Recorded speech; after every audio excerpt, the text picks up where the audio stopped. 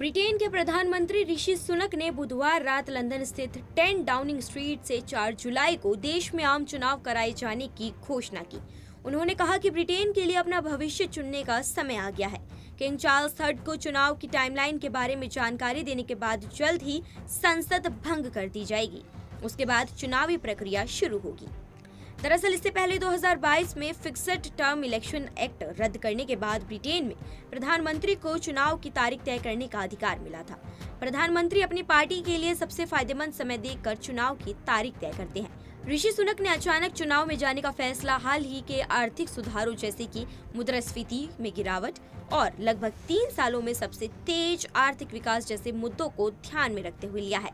हालांकि इसे एक जुए के रूप में देखा जा रहा है। ब्रिटेन के प्रधानमंत्री ऋषि सुनक ने ट्विटर पर वीडियो जारी करते हुए कहा कि हमारी अर्थव्यवस्था फ्रांस, जर्मनी और संयुक्त राज्य अमेरिका की तुलना में तेजी से बढ़ रही है।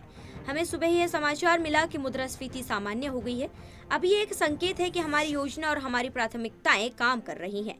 कड़ी मेहनत से हासिल की गई ये आर्थिक स्थिरता केवल शुरुआत के लिए थी और इसीलिए मैंने चुनाव बुलाया है ताकि हम ये तय करें कि क्या हम उस प्रगति को जारी रखना चाहते हैं जो हमने की है या फिर उस स्तर पर वापस जाने का जोखिम उठाना चाहते हैं बिना किसी योजना और बिना किसी निश्चितता के। मेरा मानना है कि हमारी योजना हम जो साहसिक कदम उठाने के लिए तैयार हैं वह एक सुरक्षित भविष्य प्रदान करेगा।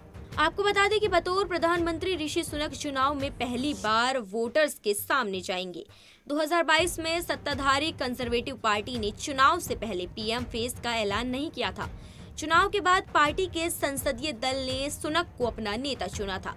सुनक को करीब 200 सांसदों का समर्थन मिला था, जिसके बाद वे पीएम बने थे।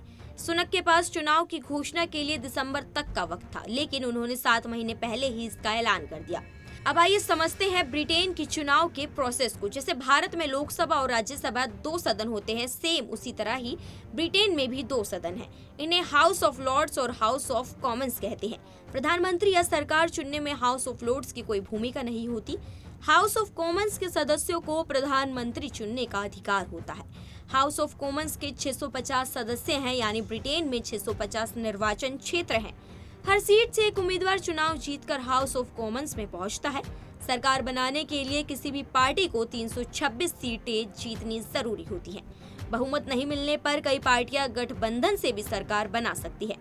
ब्रिटेन में कंजर्वेटिव पार्टी पिछले 14 सालों से सत्ता में है। आज की खबर में बस इतना ही। ऐसी ही तमाम जानकारी के लिए बने रहें पंजाबकेसरी.com के साथ।